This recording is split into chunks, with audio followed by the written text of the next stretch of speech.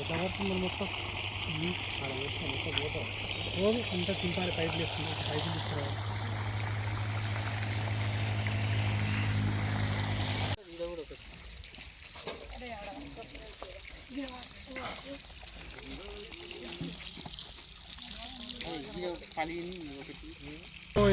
వర్షాలు ఫస్ట్ పడే అని చెప్పి వేసినాం 3-4 రోజులు కంటిన్యూగా పడే వర్షాలు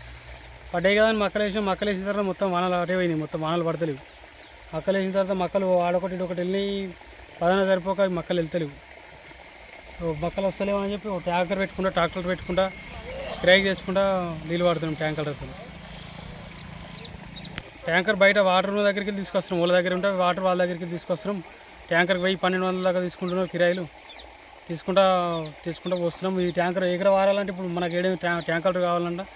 ఎన్ని ట్యాంకర్లు అయితే వాడుతుందో ఏమో అర్థమైతే లేదు వర్షాలు ఒక్క వర్షం పడితే ఇవన్నీ అవసరం లేకుండా వర్షాలు లేక ఇంత ఇబ్బంది పడుకుంటూ ఇది చేస్తున్నాం